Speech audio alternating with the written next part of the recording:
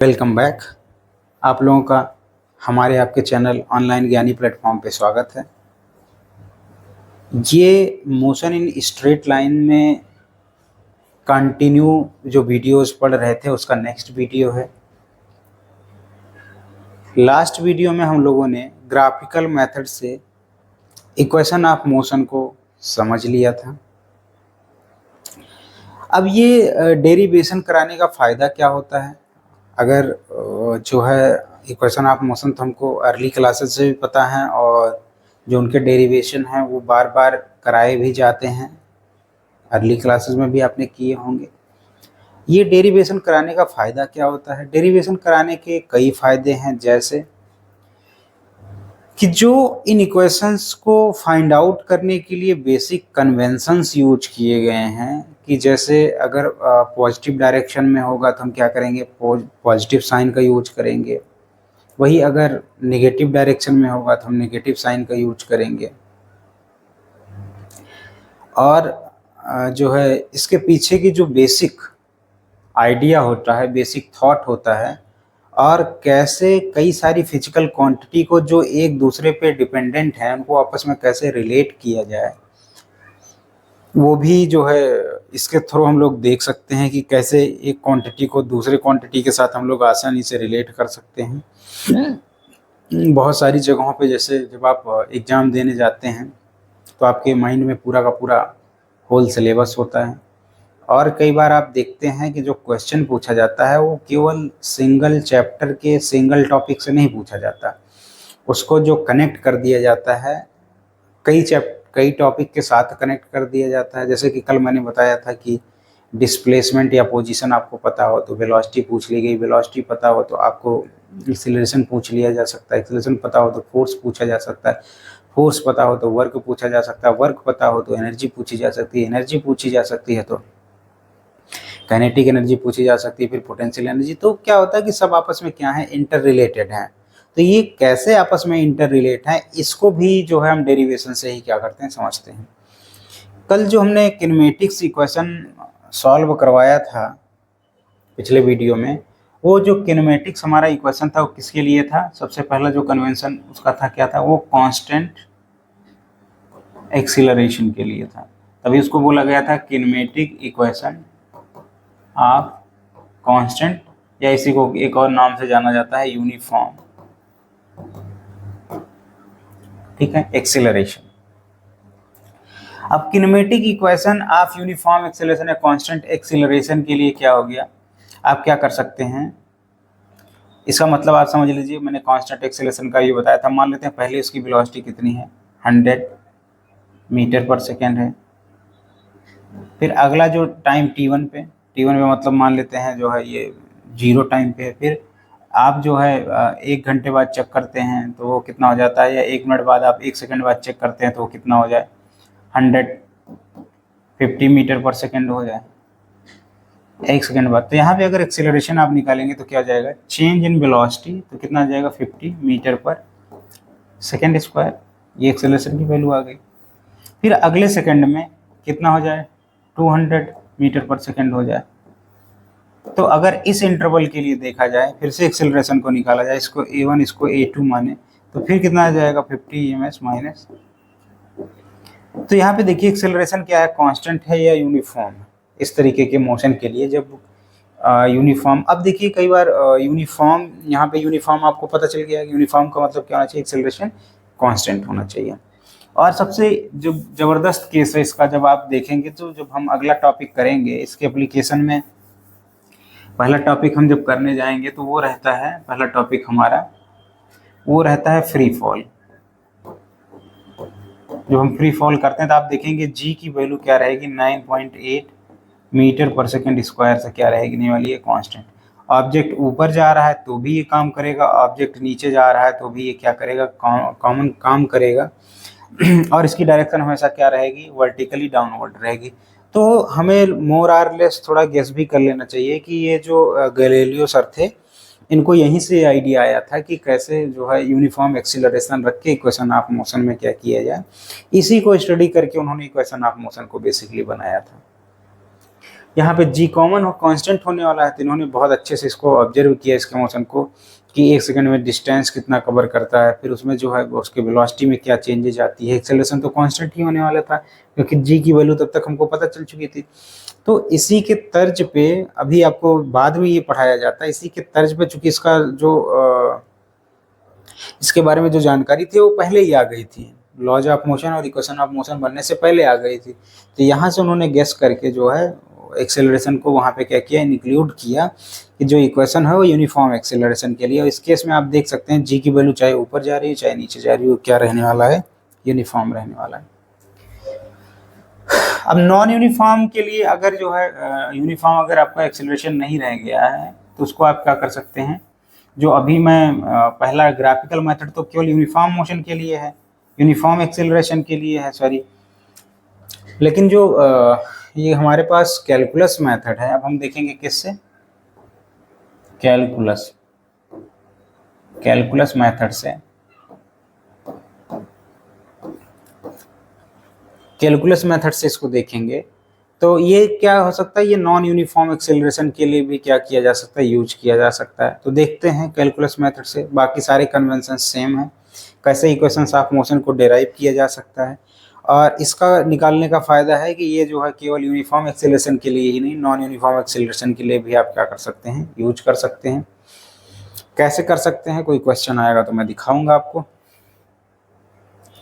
अब यहाँ पे बाय डेफिनेशन हमको पता है एक्सेलरेशन जो होता है, आप सभी को पता है एक्सेलरेशन के बारे में। जो एक्सेलरेशन ए है उसको सिंपली हम क्या लिख सकते हैं,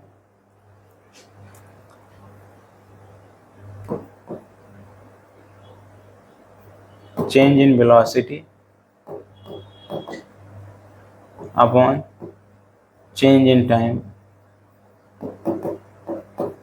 ठीक है, सिंपली अगर मैं बात करूं ये v2 minus V1 upon t2 minus t1, इससे क्या आ जाता था, एवरेज एक्सीलरेशन हमारा आ जाता था। यही एवरेज एक्सीलरेशन एक्सीलरेशन में चेंज हो जाता था, या सिंपली इसी को इंस्टेंटेनियस एक्सीलरेशन बोल देते थे।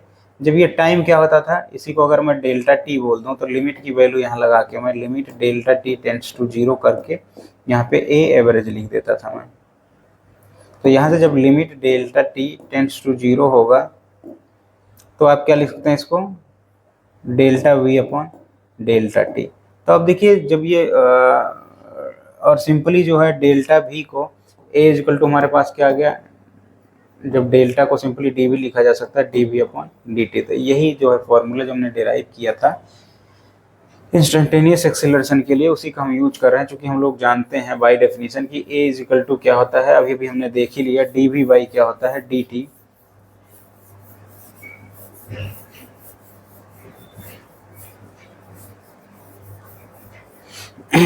ठीक है, A is equal to D V by D T हो गया।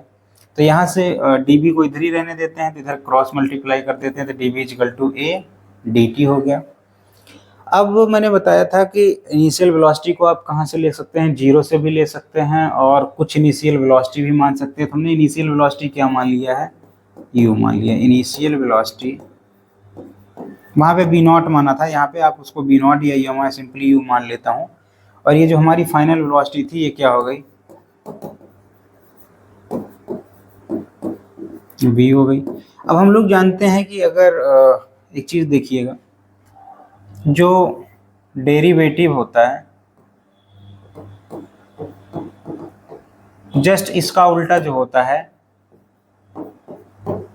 वो इंटीग्रेशन होता है, इंटीग्रेशन।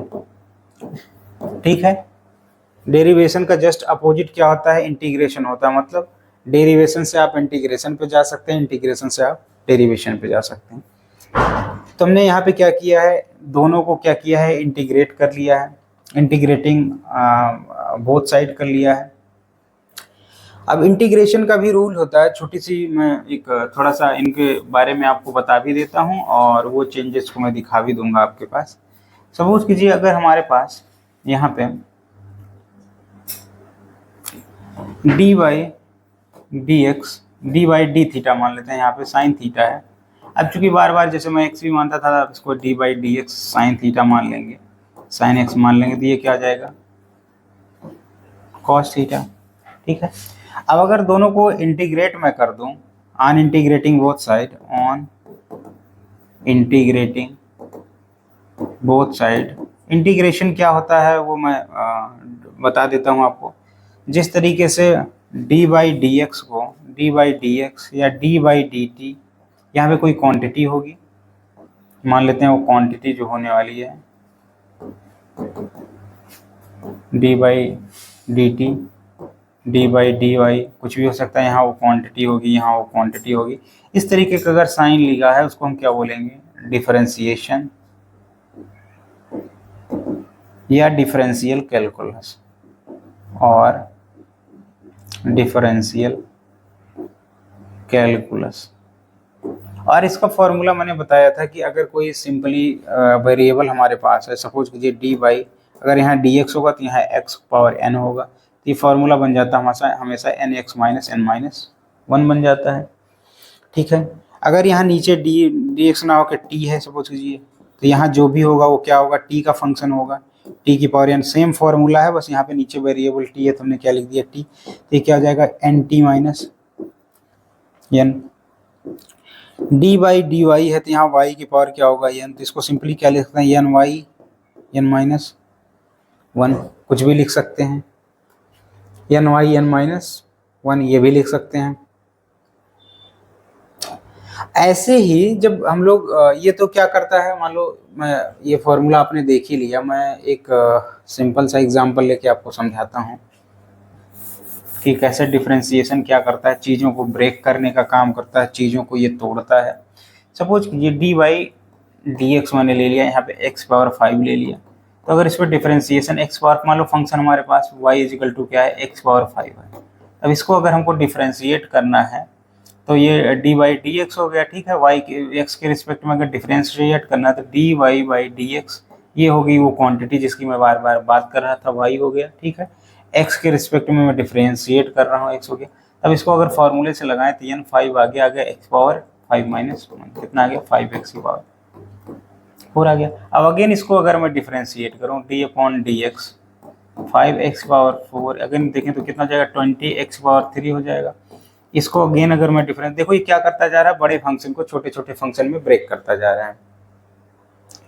ठीक है, अगर 20 यहाँ पे मैं करूँ 20x क्यूब तो कितना आ जाएगा 60x square, again D by D x, तो 60x स्क्वायर को मैं करूँगा ये 2 आगे आ जाएगा तो 120x आ जाएगा, D by D x again 120x को करूँगा। अब देखिए x पावर 1 है तो 1 आने से कोई फर्क नहीं पड़ेगा, तो 120x पावर 1 माइनस 1 क्या जाएगा 0, कितना आ जाएगा 120 आ जाएगा। डी बाई डी एक्स अगर 120 का मैं करूँगा तो ये एक नंबर है, x के साथ कोई चेंज नहीं आता, ये कांस्टेंट है, तो ये क्या जाएगा 0 आ जाएगा। इस तरीके से क्या हो जाता है 0 आ जाता है। तो इस तरीके से आप क्या कर सकते हैं, फंक्शन का डिफरेंशिएशन कर सकते हैं। फंक्शन क्या करता है, एक बड़े फंक्शन को छोटे छोटे पार्ट में ब्रेक कर देता है। अब क्वेश्चन आता है कि डिफरेंशिएशन ऐसे रूल को क्यों फॉलो करता है, डिफरेंशिएशन ऐसे रूल को क्यों फॉलो करता है, ये कैसा चेंज दिखा रहा है। डिफरेंशिएशन तो बेसिकली चेंज है, तो जब इसको आप नेचर के साथ ऐड करेंगे, नेचर में कोई भी चीज जो चेंज होता है, कोई भी चीज आप नेचर में देखेंगे चेंज होता है, वो इसी के अकॉर्डिंग चेंज होता है। जैसे एक बच्चे का अगर देखा जाए, जो हाइट और वेट है वो एज के साथ क्या रहता है, चेंज होता रहता है। तो उन दोनों में क्या है, ईयर के साथ में और उसके हाइट के साथ में एक रिलेशन है। वैसे ही नेचर में कोई चीज जब चेंज होता है, कोई भी चीज चेंज होता है तो वो किससे होता है, डिफरेंशिएशन के हिसाब से चेंज होता है। नहीं तो आप कहोगे कि ये अजीब सा रूल है, पहले तो 5x पावर 4 था, फिर जब इसको डिफरेंशिएट किया 20 टाइम्स x पावर क्यूब हो गया, ये बड़ा अजीब सा रूल है। ये कौन सा रूल है जो नेचर फॉलो करता है, क्या कर सकते हैं, नेचर फॉलो करता है तो करता है। तो किसी भी चेंज को, चाहे वो टेम्परेचर हो, चाहे मास हो, चाहे जो है वेलोसिटी हो, कुछ भी इसी तरीके से क्या करती है, नेचर में चेंज करती है एक ऑब्जेक्ट के बारे में। ठीक है, अब मैं जरा इसका इंटीग्रेशन वाला पार्ट बताता हूँ, ये डिफरेंशिएशन वाला पार्ट आप क्या होंगे समझ गए होंगे। तो इसका जस्ट अपोजिट होता है इंटीग्रेशन। वो क्या करता है, जैसे उसने चीज़ों को, इसने डिफरेंशिएशन ने चीज़ों को ब्रेक किया, मैं यहीं से उठा के चीज़ों को क्या करूँगा, जोड़ता हुआ यहाँ तक लेके जाऊँगा। देखिए 1 2 3 4 5 6 टाइम इंटीग्रेट डिफरेंशिएट हमने किया तो 0 आया था, ठीक है। अब अगर मैं यहाँ से इसको ले लूँ, यहाँ से इसको क्या लिख सकता हूँ, इस डिफरेंशिएशन को, यहाँ से यहाँ, यहाँ से यहाँ, वापस से भी आप क्या पहुँच सकते हैं, इंटीग्रेट करते हुए ऊपर तक पहुँच सकते हैं। तो आइए जरा देखते हैं कैसे पहुँच सकते हैं। इंटीग्रेशन क्या करता है, चीज़ों को, जैसे डिफरेंशिएशन चीज़ों को तोड़ता है, मतलब मैं जो कह रहा हूँ कि नेचर जिस तरीके से चीज़ों में चेंज लाता है, इंटीग्रेशन उसी सेम फैशन में चीज़ों को ऐड करेगा। ऑब्वियस सी बात है, जो प्रोसेस है अगर उसी हिसाब से नेचर चीज़ों को डिफरेंशिएट कर रहा है, उसी हिसाब से चीज़ों को चेंज कर रहा है, तो वापस ऑब्वियस सी बात है जोड़ेगा भी उसी तरीके से। जैसे देखिए यहाँ पे D by D x, suppose करते हैं 1/20 इज इक्वल टू क्या है, 0 है, ठीक है। अब अगर इसको मैं इंटीग्रेट कर दूं, ऑन इंटीग्रेटिंग वो साइड में यहाँ लिख रहा हूँ ऊपर D by D X 120 is equal to क्या हो गया, 0। अगर कहीं पे 0 आप क्या कर लें, on integrating both side, on integrating both side, integration का साइन ऐसे होता है बिल्कुल, ये देखिए इस तरीके से इंटीग्रेशन का साइन होता है। आप लोगों ने शायद पढ़ भी लिया हो, नहीं पढ़ा जिन्होंने तो वो देख लें। बस आप क्या करेंगे, इंटीग्रेशन जब आप करेंगे तो डी बाई डी एक्स कितना हो गया, 120 इज इक्वल टू कितना आ गया, इंटीग्रेशन 0, एक्स के रिस्पेक्ट में हो रहा है तो 0 क्या हो जाएगा, डी एक्स हो जाएगा, ठीक है। अब इससे क्या होता है, ये कैंसिल हो जाता है, तो 120 इज इक्वल टू क्या आ जाता है, 0 डी एक्स। अब ध्यान से देखिएगा यहाँ पे चूंकि एक कांस्टेंट चलता आ रहा है, 120 चलता आ रहा है, और हमको यहाँ से ये देखते हुए चलना है, तो जब देखिए यहाँ पे हमने इसको इंटीग्रेट किया है, ये क्या आ गया, अगर ये कांस्टेंट का चेंज है 120 हो सकता है, तो वो कोई भी कांस्टेंट हो सकता है जिसकी वैल्यू क्या हो जाएगी, डिफरेंशिएशन में 0 हो जाएगी, क्योंकि कांस्टेंट की वैल्यू तो 0 हो जाती है। तो ये आपको क्या होना चाहिए, एग्जैक्ट पता होना चाहिए कौन सा कांस्टेंट है, या फिर आपको दिया जाएगा कि जिसका डिफरेंशिएशन क्या हुआ है, 0 हुआ है। इस तरीके से इंटीग्रेशन की वैल्यू आप लगा सकते हैं। आइए दूसरा स्टेप दिखाते हैं आपको, ठीक है, कैसे हम ऊपर पहुंचेंगे। ये तो पहला स्टेप था। अब ध्यान से देखिएगा, अगला स्टेप मैं ले रहा हूं कि ये लिखा है D by D X 120x is equal to कितना आया हुआ है, हाँ ये 120x का क्या करना है हमको, डिफरेंशिएशन निकाला था तो कितना आ गया था, 120 आ गया था, क्योंकि x पावर 1 था। अब इसी को क्या करना है, हमको इंटीग्रेट करना है। तो जब आप इंटीग्रेट करेंगे 120 को, 120x को इंटीग्रेट करेंगे, तो यहाँ पे जो वेरिएबल रहेगा उसी के रिस्पेक्ट में क्या होगा, इंटीग्रेट होगा।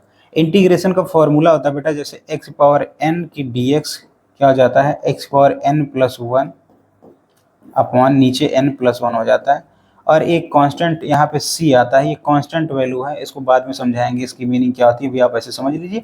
और कई ज़्यादातर केसेस में इसकी वैल्यू क्या होती है, 0 होती है, ठीक है। तो हमारा मेन फार्मूला क्या रहता है, x power n plus 1 upon n plus 1। तो अगर इस फॉर्मूले को लगाएं, ये कैसे फॉर्मूला आया होगा, अगेन आप देख लीजिए, d upon D x power n, जब यहाँ x पावर n रहा होगा तो ये x n माइनस 1 बना हुआ था, ठीक है। तो जस्ट इसी का मैंने बताया कि अपोजिट है, ये x पावर n का फॉर्मूला था, तो यहाँ ये इंटीग्रेशन के लिए x पावर n का फॉर्मूला हमने लगाया। तो यहाँ पे अगर इसका हम लगाएंगे तो इंटीग्रेशन यहाँ 120 तो कांस्टेंट है, ये तो बाहर आ गया इंटीग्रेशन से, x पावर 1 है तो 1 है, तो ये n की जगह कितना हो गया 1, तो x पावर 1 dx लिख सकते हैं। तो 120 x को पावर अगर इसको करेंगे तो क्या हो जाएगा, n प्लस 1, 1 प्लस 1 नीचे क्या हो गया, 1 प्लस 1, ठीक है। ये हमने लिख दिया, तो कितना आ गया 120 इंटू एक्स स्क्वायर अपॉन कितना आ गया 2, यहाँ से इसको हमने कट कर दिया 60, कितना आ गया 60x स्क्वायर। और ये देखिए किसका 60x स्क्वायर का ही क्या है, ये डिफरेंशिएशन है, यानी कि इंटीग्रेशन और डिफरेंशिएशन क्या है, एक दूसरे के अपोजिट है। अगर डिफरेंशिएशन चीज़ों को ब्रेक करने का काम करता है, तो इंटीग्रेशन चीज़ों को क्या करता है, ऐड करने का काम करता है। और ये अजीबोगरीब सा फॉर्मूला आया कहाँ से, क्योंकि नेचर इसी हिसाब से चेंज करती है। तो जो मैथमेटिशियन थे, जो साइंटिस्ट थे, उन्होंने इस फॉर्मूले को बड़ा मेहनत करके डिराइव करके इसको बनाया। आपको क्या करना है, बनाया यूज कर लेना इस फॉर्मूले को। बस इतना ध्यान रखिए कि नेचर इसी हिसाब से चीज़ों को ऐड करता है, चाहे वो वेट हो, चाहे जो है वेलोसिटी हो, चाहे टाइम हो, चाहे एक्सेलरेशन हो, कुछ भी हो, इसी हिसाब से जब वो टूटेगा नेचर में किसी ऑब्जेक्ट में एक्सेलरेशन चेंज होगा तो इसी हिसाब से चेंज होगा, वेलोसिटी होगी तो इस हिसाब से चेंज होगी। भले ही आपको क्या दिख रहा हो, अजीबोगरीब फॉर्मूला दिख रहा हो। तो इसी को हम लोग क्या करेंगे, यहाँ अप्लाई करेंगे और इंटीग्रेशन जो है जब टॉपिक पढ़ाएंगे तो और क्लियरली से आपको समझाएंगे कि इंटीग्रेशन दो टाइप के होते हैं, एक डेफिनिट इंटीग्रल होता है, एक इनडेफिनिट इंटीग्रल होता है। तो यहाँ पे बेसिकली समझ लीजिए मैंने क्या किया है, ये वेलोसिटी का चेंज है, इसको हमने क्या किया है, इंटीग्रेट कर दिया है, और जो वेलोसिटी में चेंज आया है u से v आया है, ठीक है। इसीलिए इनिशियल वेलोसिटी उसकी u थी, फाइनल वेलोसिटी v हो गई थी, dv क्या हुआ था, वो हमारी चेंज होने वाली क्वांटिटी है। तो इसको इंटीग्रेट कर दिया a, अब उसी के साथ टाइम भी, जब टाइम जीरो था तो उसकी इनिशियल वेलोसिटी जीरो थी, जब टाइम t हो गया तो उसकी वेलोसिटी क्या हो गई थी, v हो गई थी। तो उसकी वेलोसिटी u से v हुई और टाइम जीरो से t लगा। और मैंने क्या बताया है कि एक्सेलरेशन जो होने वाला वो क्या होने वाला है, कांस्टेंट होने वाला है, क्योंकि इसका नाम ही क्या है, kinematic equation of constant acceleration या kinematic equation of an particle with uniform acceleration. जब यूनिफॉर्म एक्सेलरेशन होगा तो पूरे के पूरे मोशन के दौरान जो एक्सेलरेशन में चेंज आ रहा होगा वो क्या आ रहा होगा, कांस्टेंट आ रहा होगा, कहीं उसमें कुछ चेंज नहीं हो रहा होगा। यानी कि 120 जो वहाँ आ रहा था, अगर 120 रहा होगा तो क्या रहा होगा, वो 120 ही रहा होगा। तो जो भी कांस्टेंट होता है वो डिफरेंशिएशन से भी बाहर आ जाता है और इंटीग्रेशन से भी बाहर आ जाता है, ठीक है। आप पूरे पे इंटीग्रेशन लगा सकते हैं, लेकिन ये कांस्टेंट होने के कारण इंटीग्रेशन से क्या होगा, बाहर आ जाएगा, ठीक है। अब यहाँ पे ध्यान से देखिए, कुछ नहीं तो ये जो पिछली बार अभी हमने आपको सिखाया था, यहाँ पे क्या लिखा है, 1 dV लिख सकते हैं, और 1 को किसी भी v की पावर 0 dV लिख सकते हैं। अब इसमें इंटीग्रेशन का फॉर्मूला लगाइए, याद करिए, v की पावर 0 + 1 अपॉन नीचे क्या हो गया, 0 + 1, यानी कि ये क्या जाएगा, v आ जाएगा, वही यहाँ पे लिखा है। और जो इसमें लिमिट होती है u से v, जो इसकी लिमिट होती है वो क्या होती है, वैसे हूबहू लगी रहती है, नीचे वाले को लोअर लिमिट, ऊपर वाले को अपर लिमिट बोलते हैं। ये देखें, lower limit to upper limit हो गया। उसी तरीके से टाइम को यहाँ पे क्या कर सकते हैं, t की पावर 0 मान सकते हैं, फॉर्मूला लगाएंगे, t की पावर 0 + 1 नीचे डिवाइडेड बाई 0 + 1 हो गया। तो यहाँ बच जाएगा क्या, t, और इंटीग्रेशन कहाँ से कहाँ तक है, 0 से t वो चलता रहेगा। अब इसको लिमिट को रखने का तरीका क्या है, सबसे पहले अपर लिमिट रखा जाता है, माइनस करके लोअर लिमिट रखा जाता है। देखिए इसमें जब अपर लिमिट रखेंगे v की जगह, तो v की जगह अपर लिमिट आ गया, माइनस u की जगह क्या आ गया, लोअर लिमिट आ गया। वैसे ही यहाँ पे एक्सेलरेशन तो कांस्टेंट, टी टाइम में जब वो अपर लिमिट रखेंगे टाइम की जगह पे जो यहाँ पे होगा तो क्या आ जाएगा, वो टी आ जाएगा, और जब माइनस करके 0 रखेंगे तो 0 हो जाएगा। तो यहाँ ध्यान से देखिए, v - u = at, v = u + at। इस तरीके से आप देख सकते हैं कि फर्स्ट इक्वेशन ऑफ मोशन को हम क्या कर सकते हैं, कैलकुलस मेथड से भी क्या कर सकते हैं, फाइंड आउट कर सकते होंगे। अगर आप पहली बार इसको पढ़ रहे होंगे तो थोड़ा सा आपको क्या लग रहा होगा, अजीब सा लग रहा होगा, बट आप चिंता मत करिए, ये इतनी बार मैथ में और फिजिक्स में, चूँकि आप नीट के लिए भी प्रिपेयर कर रहे हैं, तो कुछ टॉपिक्स आपको ऐसे करने पड़ेंगे कि जिनको लिख लेना पड़ेगा कि इनको क्या करना है, अभी टाइम लगेगा समझने में। तो ये वैसा टॉपिक है डिफरेंशिएशन और इंटीग्रेशन। जब आप होल सिलेबस पढ़ लेंगे तो इसकी बहुत अलग अलग जगहों पे बहुत अलग अलग तरीके से यूज भी आ जाएगा, यूज में आ जाएगा, तो धीरे आपको क्या आएगा, समझ में आएगा। और जब मैं इंटीग्रेशन और डिफरेंशिएशन तो आपको थोड़ा बहुत समझा चुका हूँ, इंटीग्रेशन और डिफरेंशिएशन को जब एक बार मैं किसी दिन समझाऊंगा तो जो है इसको आप ध्यान से देखिएगा।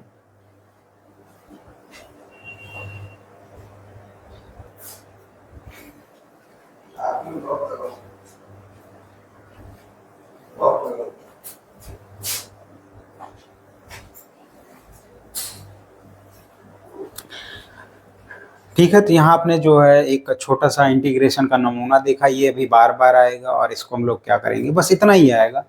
और जहाँ तक मुझे जानकारी है, इंटीग्रेशन और डिफरेंशिएशन बहुत नॉर्मल लेवल का जो है आपको मिलने वाला है 11th में, 12th में कुछ जगहों पे थोड़े अच्छे लेवल का मिलने वाला है। बाकी इंटीग्रेशन से आपका इतने से काम चलता रहेगा। सेकेंड इक्वेशन ऑफ मोशन को हम लोग डेराइव करके यहाँ देखेंगे। S = ut + ½ at² वाले को अगर हमको डेराइव करना हो तो कैसे हम लोग जाएंगे, क्योंकि हम लोग जानते हैं कि अब पिछली बार जैसे आप सोचेंगे कि कैसे सर ने A is equal to D V upon D T कैसे लगा दिया, क्योंकि हमको पता है फर्स्ट इक्वेशन ऑफ मोशन क्या है, V equal to U plus A T. हमको पता था कि वेलोसिटी, एक्सीलरेशन और टाइम के बीच में रिलेशन निकालना है। तो वेलोसिटी, टाइम और एक्सीलरेशन के बीच में रिलेशन क्या दे सकता है, यही दे सकता है। एक्सीलरेशन ही क्या होता है, change in velocity with respect to the time. तो ये वाला मैंने फॉर्मूला लगा लिया था, तो कोई इसमें जो है नई थिंकिंग नहीं थी। वैसे ही अभी देखिए दूसरा वाला जो है वो डिस्प्लेसमेंट से रिलेटेड है और उसमें इनिशियल वेलोसिटी भी आती है, टाइम भी आता है, एक्सीलरेशन भी आता है। तो कैसे हम लोग उसको इंक्लूड करेंगे जरा ध्यान से देखिएगा। वेलोसिटी से चलना शुरू करेंगे तो v इक्वल टू क्या होता है, change in position with respect to the time, या change in displacement divided by the time.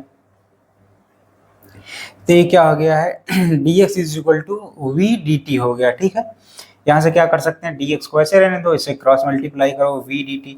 अब देखिए यहाँ पे अगेन हम कह रहे हैं कि ऑब्जेक्ट जो है वो जीरो से नहीं स्टार्ट कर रहा है, जो उसका पोजीशन हमने जीरो नहीं लिया, उस पोजीशन को मैं क्या मान ले रहा हूँ, एक्स नॉट मान ले रहा हूँ। क्यों मान ले रहा हूँ, सपोज कीजिए वो 20 मीटर से स्टार्ट करेगा, अगर आप इसको जीरो मान लेंगे तो जीरो तो आप इक्वेशन में पुट ही नहीं कर पाएंगे, लेकिन अगर एक्स नॉट मान लेंगे, इसको एक्स नॉट मान लेंगे यहाँ पे, तो ये भी इक्वेशन में आ जाएगा और जो फाइनल जहाँ तक पहुँचेगा एक्स भी आ जाएगा आपका।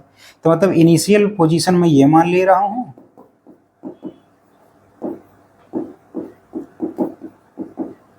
और फाइनल पोजीशन इसको मान ले रहा हूँ। ठीक है, तो अब देखिए जो पोजीशन चेंज हो रहा है कहाँ से, इनिशियल से फाइनल से, और टाइम क्या है, एक ये जीरो टाइम पे है और ये क्या है, टी टाइम पे है। तो दोनों तरफ ने क्या किया, इंटीग्रेट कर दिया। तो इसे लिख सकते हैं हम इंटीग्रेशन, इसको कैसे लिख सकते हैं, D X is equal to integration V D T हो गया। तो ये जो पोजीशन चेंज हो रहा है, अगले स्टेप में क्या कर सकते हैं, क्योंकि कहाँ से कहाँ चेंज हो रहा है उसको देख सकते हैं, एक्स नॉट से एक्स चेंज हो रहा है position, D X is equal to V D T. ये वही वाला हाल हो गया कि जो मैंने देखिए 120 से स्टार्ट किया था, ऊपर 5 टी क्यूब पे पहुंचना है, तो ये डायरेक्ट पहुंचा देता है आपको। बस देख लीजिए कहाँ से कहाँ तक वो क्या हो रहा है, चेंज आ रहा है। ठीक है, अब यहाँ पे अगेन जब यहाँ पे कुछ भी नहीं तो एक्स पावर जीरो मान सकते हो, यहाँ पे तो v है ही। अब देखो v है यहाँ पे, ये तो इसके लिए क्या हो गया, यहाँ पे चेंज क्या हो रहा है, टाइम चेंज हो रहा है, तो v तो इसके लिए कांस्टेंट हो गया, क्योंकि जो यहाँ पे है वही अगर यहाँ पे आएगा तो ही डिफरेंशिएट हो पाएगा। जैसे यहाँ पे तो मैंने एक्स पावर जीरो कर दिया, जीरो कर देंगे तो क्या हो जाएगा, क्या हो जाएगा, x power zero plus one upon zero plus one, यानी कि क्या आ जाएगा, x आ जाएगा जैसे पिछले में आया था, और उसका लिमिट कैसे चलता जाएगा, x नॉट से x तक, उसको इंटीग्रेट करना है। तो देखिए v को एक और तरीके से चेंज कर सकते हैं हम लोग। अभी थोड़ी देर पहले मैंने डिराइव किया v equal to U plus A T. ये देखिए टाइम के साथ जो चेंज हो रहा है वो क्या हो रही है, वेलोसिटी, वो एक्सेलरेशन लिखा हुआ है वही चेंज होता है। तो v को अगर मैं इस फॉर्म में लिख दूं, v equal to U plus A T, तो हमारा काम क्या हो जाएगा, थोड़ा आसान हो जाएगा। ये देखिए हमने लिख दिया v equal to U plus A T D T लिख दिया।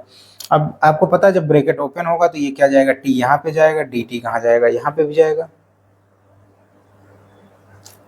ठीक है, तो जब ये यहाँ पे जाएगा देखिए ये क्या हो जाएगा, इंटीग्रेशन भी क्या होगा, डिस्ट्रीब्यूट हो जाएगा। तो u जीरो से t क्या हो गया, dt हो गया, प्लस a कांस्टेंट है, इंटीग्रेशन से बाहर आ जाएगा, जीरो से t t dt हो गया। ठीक है, अब यहाँ पे देखिए अगेन कुछ नहीं तो क्या मान सकते हो, t की पावर जीरो मान सकते हो, यहाँ t की पावर वन है, तो इंटीग्रेशन का फॉर्मूला लगाओगे तो यहाँ केवल t आ जाएगा। आपको पता है t, और वो जीरो से t, और ये u क्या है, इनिशियल वेलोसिटी है। इनिशियल वेलोसिटी क्या रहेगी, जो भी रहेगी 10 20 20, वो क्या रहेगा, एक नंबर रहेगा। और एक नंबर क्या होता है, हमेशा कांस्टेंट होता है। कोई भी नंबर जो है वो क्या रहता है सॉरी, वो नंबर क्या रहता है, हमेशा कांस्टेंट रहता है। तो इसलिए उसको भी क्या किया, इंटीग्रेशन से हमने बाहर ले लिया। एक्सीलरेशन भी क्या आएगा, जो कि इक्वेशन ही किसके लिए निकल रहा है, यूनिफॉर्म एक्सीलरेशन के लिए, तो वो भी एक नंबर है, और वो क्या हुआ, इंटीग्रेशन से बाहर आ गया। अब देखिए यहाँ t की पावर वन है, फॉर्मूला जब लगाएंगे कि t की power one plus one divided by one plus one, और लिमिट कहाँ चली जाएगी, जीरो से। अब जरा लिमिट रखते हैं, अपर लिमिट x की जगह x रखो, लोअर लिमिट में x नॉट रखो, minus X not is equal to, यहाँ पे अपर लिमिट रखो u t माइनस जीरो हो जाएगा, तो u t माइनस जीरो हो गया, प्लस a। जब यहाँ अपर लिमिट रखोगे t square upon two minus, इसको जीरो को रखोगे तो जीरो हो जाएगा, क्या आ गया, जीरो आ गया। x minus X not is equal to U T plus half A T square. और अगर जीरो से स्टार्ट करा तो यहाँ क्या करो, आप उसको सिंपली क्या कर सकते हो, एक्स नॉट को जीरो पुट कर सकते हो, तो हमारा क्या आ जाएगा, एक्स इज इक्वल टू जो हमारा बनता है you T plus half A T square हो गया। ठीक है, ये आ गया हमारा सेकेंड इक्वेशन ऑफ मोशन। आइए थर्ड इक्वेशन ऑफ मोशन का प्रूफ करते हैं।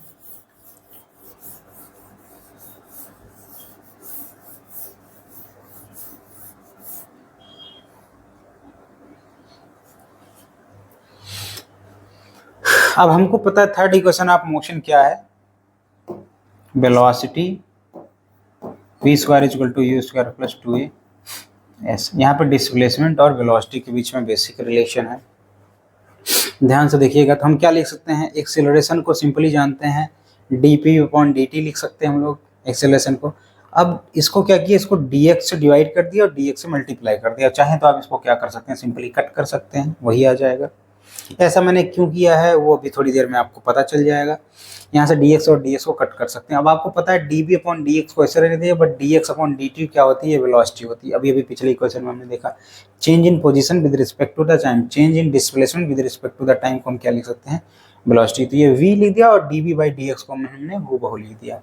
अब यहाँ से क्रॉस मल्टीप्लाई करते तो a db is equal to, sorry, जब वहाँ से क्रॉस मल्टीप्लाई कर देंगे तो हमारे पास जो आ गया a, यहाँ पे ये बायोमेट्रिक लिखा जा चुका है, v db अपॉन क्या लिखा हुआ, dx लिखा है। अच्छा सही लिखा है, ये देखो जब क्रॉस मल्टीप्लाई करेंगे तो a dx is equal to क्या जाएगा, v db, बस इसी को क्या किया गया, अपोजिट करके लिखा गया, v db लिखा गया, v db is equal to a dx।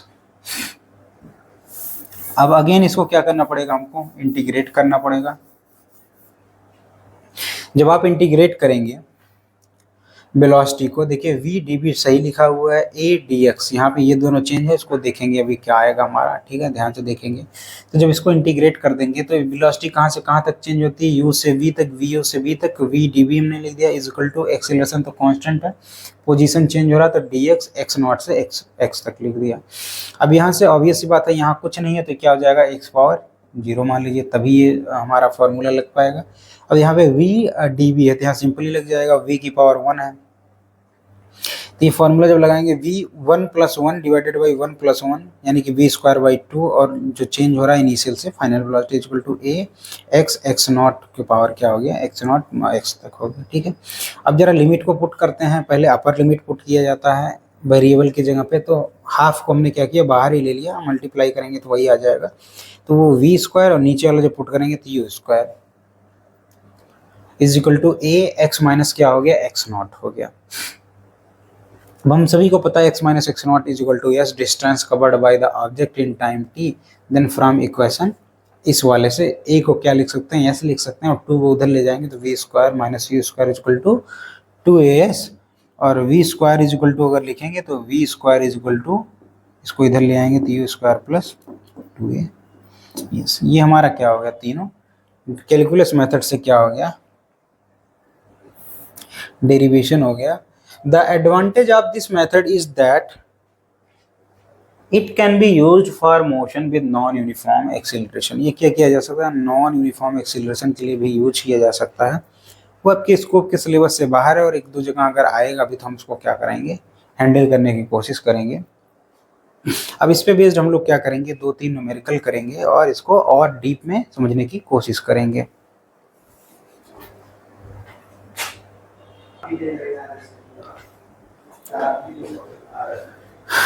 तो इस तरीके से हमने कैलकुलस मेथड से जो है डिफरेंशिएशन इक्वेशन ऑफ मोशन को देख लिया था। आइए एक सिंपल सा इस पे बेस्ड न्यूमेरिकल करते हैं और इनके कॉन्सेप्ट को और मजबूती देते हैं। यहाँ पे एक हमारे पास एग्जांपल है, a ball is thrown vertically upward with a velocity of 20 metre per second from the top of a multi storey building. The height of the point from where the ball is thrown is 25 metre from the ground। ये देखिए हमने जो बार बार आपको equation बताया था कि उसको हम लोग x नॉट ले लें इनिशियल पोजीशन को, यहाँ पे वो दे दिया है। ये हमारे पास एक क्या है, मल्टी स्टोरी बिल्डिंग है, सपोज कर लीजिए ये हमारे पास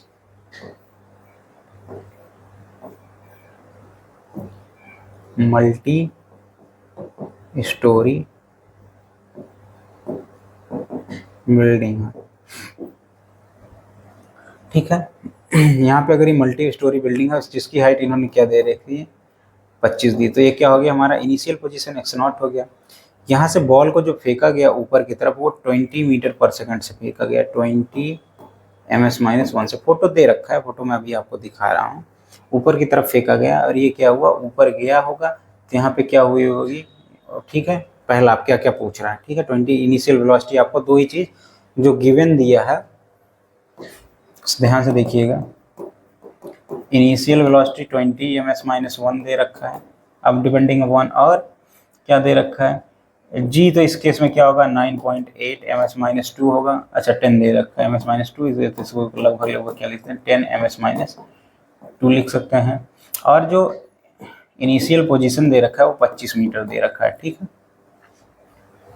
25 मीटर दे रखा है।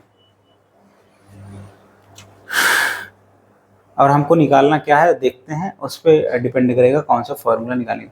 पहले how high will the ball rise, ये बॉल कितना ऊपर जाएगा, सबसे पहला क्वेश्चन। और ये सिंपल सा क्वेश्चन है, ऊपर की तरफ कितना ऊपर जो है बॉल हमारा वो जाएगा, ठीक है। ठीक है, ध्यान से देखते हैं हम लोग। हमको क्या निकालना है, कितने हाइट पे ये जाएगा। तो बहुत सिंपल सा क्वेश्चन हो गया, आपको पता है कौन सा सिंपल सा आप लगा सकते हैं। जो चूंकि टाइम हमको पता नहीं है तो सेकंड इक्वेशन जो डिस्प्लेसमेंट वाला वो लगेगा नहीं, तो हमको क्या लगाना पड़ेगा, तीसरा लगाना पड़ेगा।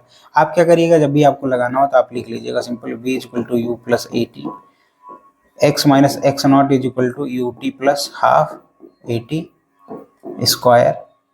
तो क्या हो गया v square is equal to you square plus 2a X minus X not हो गया। ये देखिए इसमें आ रहा है, इसमें आ रहा है। अब इसमें टाइम हमको पता ही नहीं है, तो क्या लगा देंगे, यही वाला लगा देंगे। एक इसमें चेंज हो जाएगा जी में। ये बहुत स्मार्टली आपको ध्यान देना पड़ेगा। अगर ए को जी में चेंज करना, v is equal to U plus A T, जब इसको चेंज करेंगे फ्री फॉल के केस में, जब फ्री फॉल आपको समझाएंगे, तो एक इसमें एक्सेलरेशन कितना इसमें चेंज हो जाएगा, वो चेंज हो जाता है a इज इक्वल टू जी में, और इसकी वैल्यू फिक्स होती है 9.8 माइनस 2। अब ये देखिए ये जो वैल्यू है, ये इक्वेशन हमारा जो भी आपने पढ़ा है वो किसके लिए, सिंपली किसके लिए भी लगा सकते हैं, वर्टिकल मोशन और डाउनवर्ड मोशन के लिए भी लगा सकते हैं। बस उसको क्या करना पड़ेगा, एक्सीलरेशन जो होगा यहाँ पे ग्रेविटेशनल एक्सीलरेशन होगा, उसकी वैल्यू क्या होगी 9.8 मीटर पर सेकेंड स्क्वायर।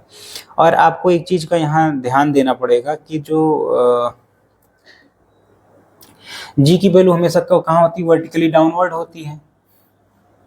जी की वैल्यू जो है वो हमेशा क्या होती है, वर्टिकली डाउनवर्ड होती है, क्योंकि ये टुवर्ड्स द सेंटर होता है। और क्योंकि जो एक्सेलरेशन फोर्स लग रहा होता है वो टुवर्ड्स द सेंटर लग रहा होता है, तो एक्सेलरेशन की वैल्यू भी क्या आ रही होती है हमारी, सेंटर की तरफ होती है, नीचे की तरफ होती है। बॉल जा रहा है ऊपर की तरफ, तो यहाँ जितना भी इक्वेशन होगा, चूंकि नीचे की तरफ को क्या मानते हैं हम लोग, जैसे ऊपर की तरफ वाले को अगर आप नेगेटिव मान लेंगे तो नीचे की तरफ को आपको क्या मानना पड़ेगा, पॉजिटिव मानना पड़ेगा, ठीक है। ऊपर की तरफ के अगर मोशन को आप नेगेटिव मान लेंगे तो सारा इक्वेशन किस में चेंज हो जाएगा, तो v is equal to u minus g t हो जाएगा। तो ए किसके बराबर हो जाएगा, माइनस जी के बराबर हो जाएगा, ठीक है। वही यहाँ पे लिखा हुआ है, let us take y axis in the vertically upward direction with zero at the ground. Zero पे हमने क्या मान लिया है, ये हमने मान लिया है यहाँ पे ग्राउंड को, y is equal to zero मान लिया हमने, किसको, ग्राउंड को। और इसको क्या मान लिया, ऊपर की तरफ पॉजिटिव डायरेक्शन को मान लिया है, वही लिखा है हमारे पास। Let us take the Y axis in the vertically upward direction with zero at the ground. तो वी नॉट इनिशियल वेलोसिटी हमको पता है, ए जब इसको हमने क्या मान लिया है, इसको ग्राउंड मान लिया, तो जब ऊपर जाएगा तो जो है ऊपर की तरफ पॉजिटिव डायरेक्शन है और नीचे की तरफ नेगेटिव डायरेक्शन है। तो जब इसको पॉजिटिव डायरेक्शन आप मान रहे हैं तो नीचे की तरफ जब जी तो हमेशा कहाँ रहेगा, नीचे की तरफ, ये क्या हो जाएगा, हमेशा माइनस वाला हो जाएगा। जो भी क्वांटिटी इस डायरेक्शन में होगी वो माइनस में आ जाएगी। तो यहाँ पे हमने a is equal to minus g is equal to minus 10 ms minus रखा, और फाइनल वेलोसिटी क्या होने वाली, जीरो होने वाली। अब थर्ड इक्वेशन ऑफ मोशन हमने लगा दिया, if the ball rises to height y from the point of launches then using the equation v equal to v naught square plus 2a y minus y naught। मैंने x minus X not लिखा, इन्होंने y minus y not लिखा क्योंकि इसको y मान लिया। और यहाँ पे अब क्या रखने वाले हैं, वैल्यूज रखने वाले हैं। फाइनल वेलोसिटी क्या हो गई, 0, इनिशियल वेलोसिटी 20 मीटर पर सेकंड प्लस 2 g एक किस में चेंज हो जाएगा, माइनस g में चेंज हो जाएगा, तो उसका वैल्यू रखेंगे -10 y माइनस वाई नॉट। तो y माइनस वाई नॉट कितना आ गया, 20 मीटर आ गया। सॉल्व करने पे y माइनस वाई नॉट आने का मतलब क्या हो गया, ये जो है जो वही चेंज है वही जो है आ गई है, उसकी वैल्यू जो है हमको डायरेक्ट मिली गई है जिस हाइट को चाहिए। तो कितने मीटर ऊपर तक जाएगा, 20 मीटर तक जाएगा, जबकि 25 मीटर क्या है इसकी मल्टी स्टोरी बिल्डिंग है। अब जैसे मान लो अगर आप यहाँ से चाहते तो वैल्यू भी रख लेते कि जो है वाई नॉट क्या करते हैं यहाँ पे। अब अगर यहाँ पे वाई नॉट को आप चाहते तो पुट भी कर लेते, क्योंकि इनिशियल में क्या था, वो इसी को उन्होंने ग्राउंड मान लिया है, y इक्वल टू 0 को ग्राउंड मान लिया। लेकिन अगर आप ग्राउंड यहाँ पे मानते, यहाँ पे देखिए ये y इक्वल टू 0 अगर यहाँ पे मानते तब तो आपको क्या करना पड़ता है, यहाँ पे y नॉट की जगह आप क्या रखते थे, 25 रखते थे। लेकिन जब आपने इसी को 0 मान लिया तो जितनी पूरी हाइट जाएगी वो y रहेगी, और इसकी इनिशियल पोजीशन जो है वो जो 0 पे रहेगा तो वो y नॉट रहेगा। ठीक है, उसको 0 मान लिया इन्होंने, तो simply y minus y not क्या दे देगा, वो कितने ऊपर जाएगा।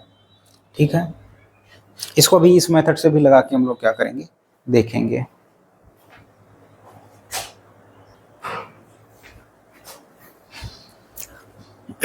अब आइए इस मेथड से लगाते हैं जो हम लोगों ने देखा था, v square equal to you square 2a। अब हम क्या कर रहे हैं, ये देखिए y एक्सिस है तो आप क्या मान सकते हैं, y माइनस वाई नॉट भी इसको मान सकते हैं, y माइनस वाई नॉट मान सकते हैं। चाहे तो अगर इसको x एक्सिस लेते तो x माइनस एक्स नॉट मानते। ठीक है, अब ये फॉर्मूला हम अपने तरीके से लगाने जा रहे हैं। यहाँ पे हमने क्या माना है, y नॉट इसको माना है, y नॉट कितना है हमारा 25 मीटर है। अब कितना ऊपर हाइट जाएगा ये हम लोग क्या करेंगे, निकालेंगे। ठीक है,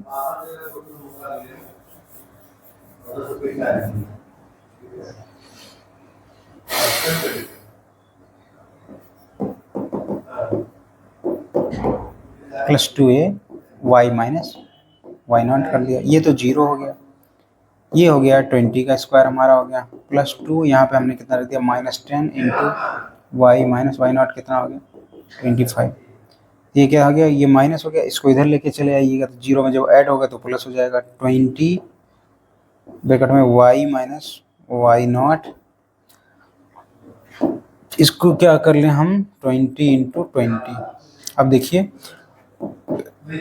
y minus 25 is equal to क्या आ गया, 20 इंटू 20, नीचे डिवाइडेड बाई कितना आ गया, 20 से 20 क्या हो गया, कैंसिल हो गया। देखिए y इज इक्वल टू क्या आ गया 45, ये भी इधर जाएगा तो पॉजिटिव। अब देखिए टोटल हाइट इसकी कितनी आ गई, y क्या होती है, टोटल हाइट होती है, वो कितना आ गया हमारा 45, और यहाँ तक की हाइट y नॉट कितनी है हमारे पास, y नॉट की जो वैल्यू है हमारे पास वो है 25। और इसमें से अगर हम 25 हटाएंगे तो कितना आ जाएगा हमारे पास, 20 मीटर की हाइट आ जाएगी, और वही हमारा क्या है आंसर है।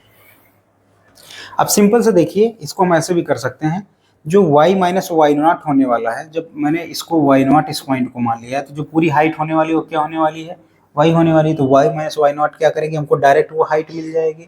तो चाहे तो अगर यहाँ हम वैल्यू ना रखें, y माइनस वाई नॉट को सिंपली क्या मान सकते हो आप, हाइट मान सकते हो।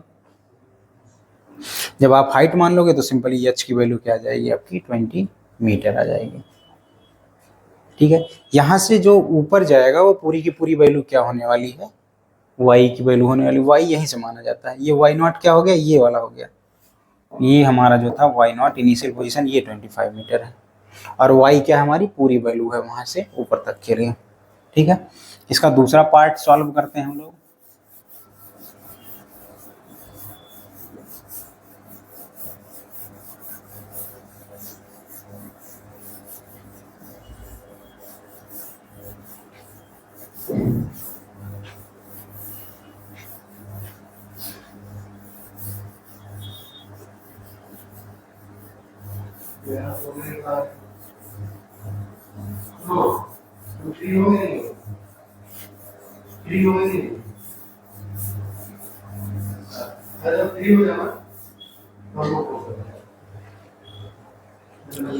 बी निकालना, how long will it be before that ball hits the ground. हमको क्या बताना है कि कितनी देर हवा में रहेगा, how long will it be, जब तक ये आके वापस जाके ऊपर जाके यूं नीचे आके ग्राउंड को हिट नहीं कर देता है।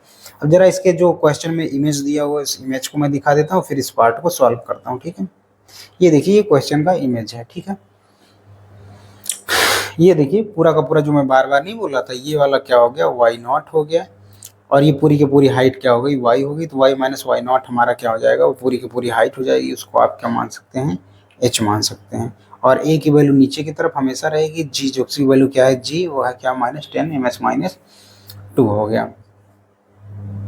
अब देखिए ए से बी पॉइंट तक जाएगा और बी से वापस कहाँ तक आएगा, सी पॉइंट तक आएगा, तब वो क्या करेगा, ग्राउंड को हिट करेगा।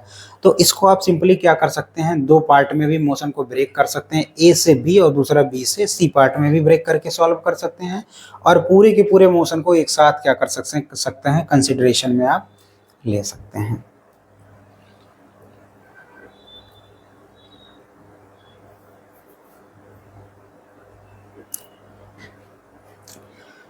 देखते हैं, पहला हम क्या करते हैं, we split the path into 2 parts, the upward motion A to B and the downward motion B to C, and calculate the corresponding time t1 and corresponding time t2। ये देखिए हमने क्या किया है, ए से बी तक जो वो टाइम ले रहा है, उस टाइम को हमने क्या बोला हुआ है, t1 बोला हुआ है,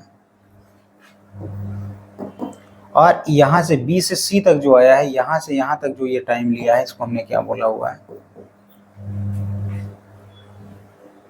t2 बोला हुआ है, ठीक है। तो पहले यहाँ से यहाँ पाथ के लिए t1 निकाल लें, वहाँ से वहाँ पाथ के लिए t2 निकाल लें, फिर t1 प्लस t2 को क्या कर सकते हैं, ऐड कर सकते हैं। सिंपल सी चीज़ है, आपको u पता है, v पता है, अभी a भी पता हो गया, तो t1 बड़े आसानी से निकल जाने वाला है आपका। देखिए सिंपली हमने क्या लगा दिया, v is equal to v0 plus AT, v ये 0 है, v0 कितना है 20, ये कितना है -10, जब इसको रखेंगे तो -10, t कितना है t1, जब इसको यहाँ से निकालेंगे तो हमारे t1 कितना आ जाएगा, 2 सेकेंड, ठीक है। हमको पहली वैल्यू मिल गई। This is the time in going from A to B, from B are the point of maximum height, the balls fall freely under the acceleration due to velocity, the ball is moving in negative y direction, we use the equation, ठीक है। यहाँ पे देखते हैं, second equation लगाते हैं, y is equal to y not plus वो B से सी पार्ट के लिए, बी टू सी के लिए v not T plus half AT square. अब ये क्या इससे चेंज होगा, a जो रहेगा अब नीचे की तरफ आ रहा है, तो जो है अब -y डायरेक्शन में आ रहा है, तो आप जो है क्या कर सकते हैं, इसकी वैल्यू को आप पुट करिए, तो y नॉट क्या हो जाएगा हमारा, ऊपर से आ रहा है तो वो टोटल y नॉट कितना है हमारा 45, इनिशियल पोजीशन कितना है, वो पूरी की पूरी हाइट कितनी 25 वो है, 20 उतनी, तो 45, ठीक है। और कहाँ तक आ रहा है, लास्ट में y एक्सिस पे आ रहा है 0 plus half a into T square, ठीक है। अब इसकी वैल्यू पुट कर दीजिए, 48 प्लस हाफ a कितना हो जाएगा, 10 दिया हुआ है इंटू टी स्क्वायर, यहाँ से कितना आ गया 5, ठीक है। ये कितना, सॉरी 45 दिया हुआ है, 45 हो गया ये। तो यहाँ से जब वैल्यू निकालेंगे टी स्क्वायर की तो कितना आ जाएगा 9, टी इक्वल टू कितना आ गया 3।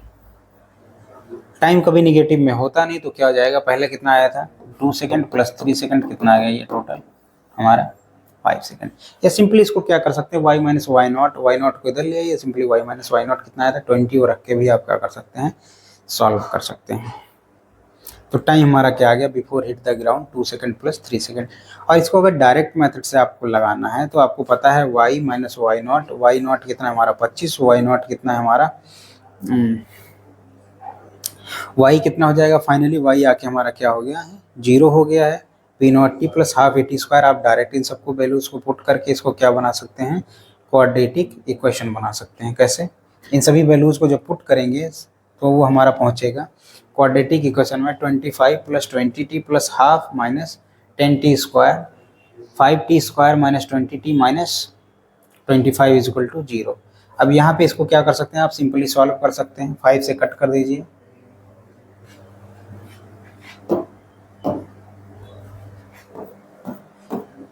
1 जा 4 जा 5 जा, तो क्या बन गया, t² minus 4t minus 5 is equal to 0। तब इसको क्या लगा सकते हैं आप, फैक्टराइजेशन मेथड लगा सकते हैं।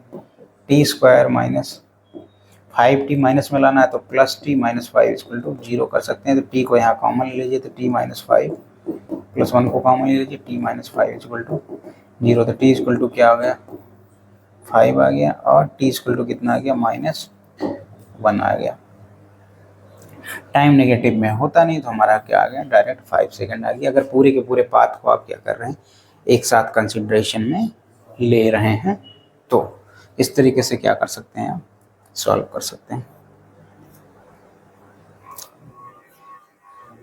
जो भी कॉन्सेप्ट हम लोगों ने पढ़ा है, उस पे हम लोगों के पास 4 इम्पॉर्टेंट टॉपिक हैं, उसको हम लोग क्लासेस में पढ़ेंगे। पहला फ्री फॉल हो गया, दूसरा हो गया Galileo's law of odd number, next हो जाएगा हमारे पास stopping distance of a vehicle, और नेक्स्ट टॉपिक हमारा हो जाएगा क्या, रिएक्शन टाइम। ये हम लोग क्या करेंगे,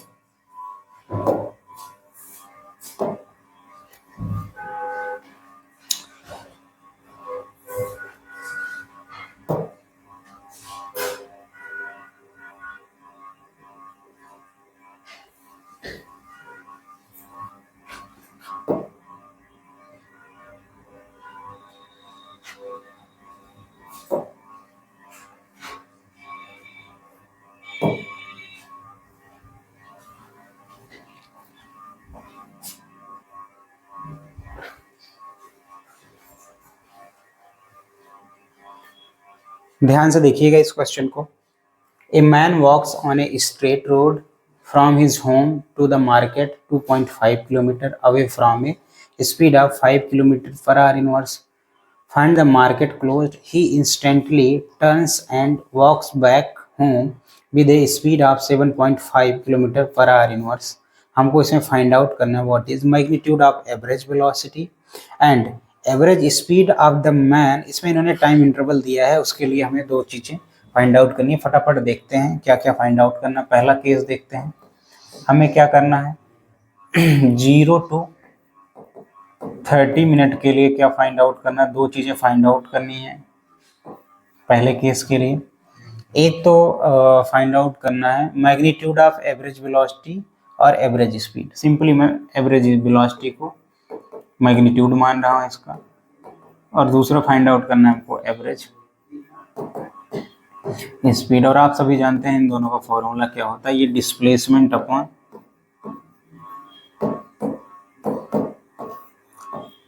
टाइम टेकन हो जाता है। Time taken for this displacement, ये हो जाता है total distance upon time taken to cover this distance a path length.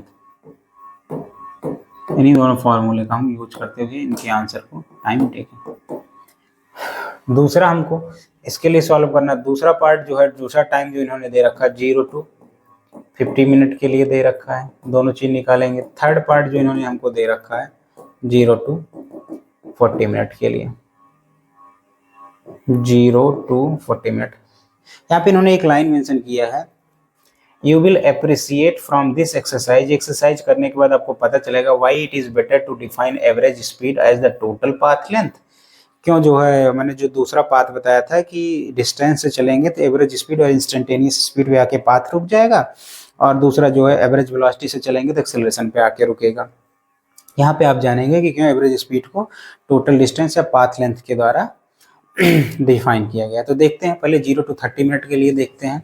अब जरा पहले फोटो बना लेते हैं। इन्होंने क्या बोला क्वेश्चन में, ए मैन, यहाँ पे उसका होम ले लिया हमने, ये उसका घर है, ठीक है। यहाँ से हमने मार्केट ले लिया, ये मार्केट है जो कि कितना है 2.5 किलोमीटर। वो जाता कितना है 5 जाते समय जो टाइम लेता है वो जाता है 5 किलोमीटर पर आवर इनवर्स। अगर इससे जाएगा तो आपको पता है कितना लेगा, आधे घंटे लेगा, हाफ आवर कैसे वो भी मैं बता रहा हूँ। और लौटते समय जब आएगा तो कितना आ रहा है 7.5 किलोमीटर पर आर इनवर्स से। तो इन दोनों को डिवाइड कर लेंगे तो लगभग लगभग कितना आ जाएगा, ये 20 मिनट में कवर करेगा इधर आते समय। कैसे, ये जरा देखते हैं यहाँ पे।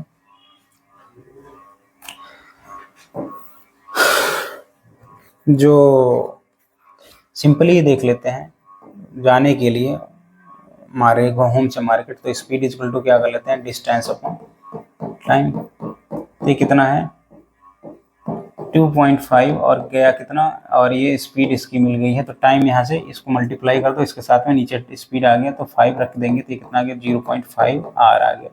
और 0.5 आर को मिनट में अगर चेंज करने के 60 मल्टीप्लाई करेंगे तो कितना आ जाएगा 30 मिनट। ये इतना 60 मिनट होता है।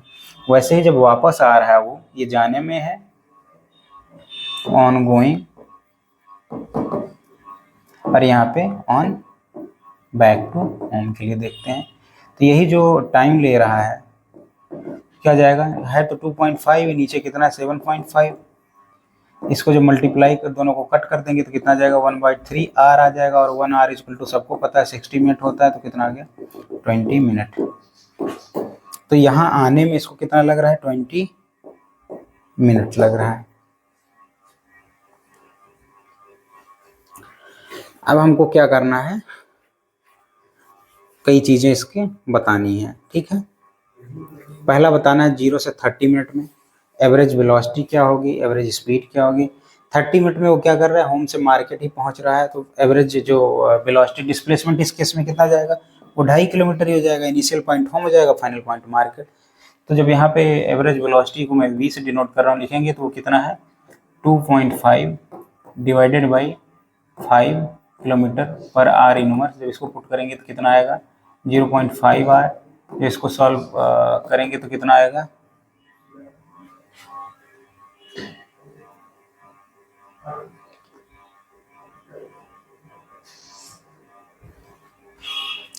ठीक है। इन्होंने जो टाइम दे रखा है इस बार वो नहीं लेना है, स्पीड नहीं लेना है, इन्होंने टाइम दे रखा है 0 से 30 मिनट में। तो हमको क्या चाहिए, ये यहाँ पे जैसे टाइम रखेंगे तो कितना 30 मिनट का मतलब 0, हाँ चूंकि ये किलोमीटर में है तो सिंपल से मैं क्या लिख रहा हूँ 30 मिनट को, 30 मिनट को अगर चेंज करेंगे तो 30 इंटू 1/60 तो कितना जाएगा 1/2 आर। तो कितना यहाँ 1/2 आर। तो सिंपली इसको लिखेंगे तो कितना जाएगा 5 किलोमीटर आर इनवर्स। ऑब्वियस सी बात है, एवरेज स्पीड भी जब निकालने जाएंगे तो 30 मिनट टाइम तो सेम ही रहने वाला है। तो जो एवरेज स्पीड हमारी आने वाली भी, वो भी क्या रहेगा, टाइम तो हमारा सेम रहेगा, डिस्टेंस भी सेम होने वाला है, क्योंकि डिस्टेंस और डिस्प्लेसमेंट इस केस में बराबर होंगे हाफ। तो ये भी क्या आ जाएगा 5 किलोमीटर आर इनवर्स आ जाएगा। अब 0 से 50 मिनट के लिए देखते हैं। 0 से 30 मिनट यहाँ पहुँचा और 20 मिनट में वापस से आ गया, यानी होम से होम पे ही आ गया। अगर यहाँ एवरेज वेलोसिटी निकालेंगे, ये क्या था एवरेज स्पीड, ये क्या था एवरेज वेलोसिटी। यहाँ पे अगर एवरेज वेलोसिटी निकालेंगे हम, क्या हो जाएगा, अब टोटल डिस्टेंस क्या हो जाएगा 2.5 2.5, लेकिन टाइम कितना ले रहा है 50 मिनट ले रहा है, ठीक है। अब यहाँ पे डिस्प्लेसमेंट की अगर बात करें तो यहाँ डिस्प्लेसमेंट क्या हो जा रहा है 0 हो जा रहा है। ये तो डिस्टेंस है इसका, तो डिस्प्लेसमेंट हमने क्या रख दिया यहाँ 0 रख दिया, तब क्या आ जाएगा 0। इस केस में एवरेज वेलोसिटी क्या आ जाएगी 0। लेकिन यहीं पे अगर एवरेज स्पीड निकालेंगे तो वो क्या होता है टोटल डिस्टेंस या पाथ कवर्ड कितना 5 किलोमीटर, और टाइम कितना ले रहा है 50 मिनट। यहाँ से डिनोट कर देंगे तो 1 क्या आ जाएगा 10 आ जाएगा, उतने 10 क्या आ गया 1/10 यानी कि इतने मीटर पर सेकंड आ गया। यहाँ पे ये किलोमीटर में था तो किलोमीटर पर आर इनवर्स। लेकिन यहाँ पे क्या है, ये किलोमीटर में है, ये मिनट में है, तो इसको किस में चेंज करना पड़ेगा आर में। तो 5 नीचे 50, अगर इसको मिनट में चेंज करेंगे तो 1/60 से मल्टीप्लाई करना पड़ेगा। तो कहाँ चला जाएगा ऊपर चला जाएगा। तो 5 × 60 नीचे कितना आ गया 50। तो कितना आ गया ये देखिए, यहाँ से कट गया, ये कट गया, 10 कट गया, तो 6 किलोमीटर पर आर इनवर्स। अब देखिए जब वो वही इन्होंने बोला है कि आप अप्रिसिएट करेंगे कि क्यों जो है स्पीड को, एवरेज स्पीड को पाथ लेंथ के साथ टाइम के साथ डिनोट किया गया, not as the magnitude of average velocity. You would not like to tell tired, मैंने एक आदमी थक के आ जाएगा, उसको आप घर आते समय बताएंगे कि आपकी कोई स्पीड ही नहीं रही, आपकी कोई वेलोसिटी नहीं रही, तो आप उसको कहेंगे कि नहीं आपका एवरेज स्पीड क्या था 0 नहीं था। लास्ट क्वेश्चन देखते हैं इसका।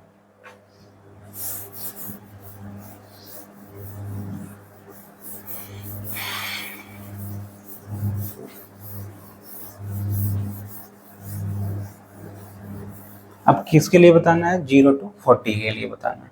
अब ऑब्वियस सी बात है 0 to 40 अगर आपको बताना है तो 0 to पहले 30 बता दीजिए, ठीक है। अब 0 to 30 के लिए अगर हमको बताना है एवरेज वेलोसिटी अगर बताना है तो सबसे पहले आपको क्या पता होना चाहिए, देखिए ये 2.5 किलोमीटर तो वो गया, लेकिन अगले जो वो 7.5 से वापस आने लगा तो वो 10 ही मिनट तक आया, ठीक है। और 7.5 किलोमीटर पर आ रहा है, 10 मिनट तक वो आया, तभी 40 पहुंचेगा। 10 मिनट को आप किस में चेंज कर दो, आर में, तो 10 इंटू 1 क्या कर दो, 60 कर दो। तो आपको क्या मिल जाएगा, ये 0 से 0 कैंसिल हो जाएगा, आपको क्या मिल जाएगा, इसको लगभग 7.5 डिवाइडेड बाई 6, तो कितना जाएगा, 6 1 जा 6, 6 2 जा 6 5 जा, तो कितना हो गया, जो डिस्प्लेसमेंट इसका हो जाएगा टोटल कितना था 2.5, लेकिन ये वापस कितना आ चुका है 1.25, ये डिवाइडेड बाई कितना हो जाएगा 40 मिनट। और मिनट को आप क्या कर सकते हैं, again 2.5 minus 1.25 divided by 40 into 1/60 hour हो जाएगा। तो जो आपका आंसर आ जाएगा वो आ जाएगा किलोमीटर पर आर इनवर्स में। इसकी यही खास बात थी कि आपको क्या करना था। अब पाथ में क्या हो जाएगा, पाथ में क्या हो जाएगा, ये ऐड हो जाएगा। एवरेज स्पीड में टोटल पाथ लेंथ चाहिए, इसमें डिस्प्लेसमेंट तो चाहिए नहीं, तो जो टोटल पाथ लेंथ हमारा हो जाएगा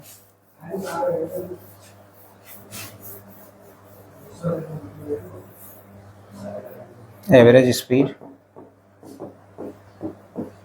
टोटल पाथ लेंथ कितना हो जाएगा 2.5 प्लस 1.25 नीचे डिवाइडेड बाई 40 मिनट ही आएगा, ठीक है बेटा। तो यहाँ पे जब ऐड कर लोगे, इन दोनों को ऐड करोगे, इसको 0 मान लो, तो 5 7 यहाँ पे 3 डिवाइडेड बाई कितना आ गया 40 इंटू 1/60, तो 3.75 इंटू 60 डिवाइडेड बाई 40, ये कट गया, यहाँ 2 जा आ गया, ये क्या आ गया 3 जा आ गया। अब इसको सॉल्व कर लीजिए, 3 से इसको मल्टीप्लाई करके 2 से डिवाइड करिए, उतने किलोमीटर पर आर इनवर्स आ जाएगा। इसकी खास बात यही थी कि वो जब 7 यहाँ से जब आता है 10 मिनट के लिए तो 7.5 से रिटर्न हो रहा है, ठीक है। तो आज के लिए इतना ही रखते हैं। आज के वीडियो में हम लोगों ने क्या देखा कि किस तरीके से कैलकुलस मेथड मतलब डिफरेंशिएशन और इंटीग्रेशन का यूज करके हम लोग क्या कर सकते हैं, इक्वेशन ऑफ मोशन को डिराइव कर सकते हैं।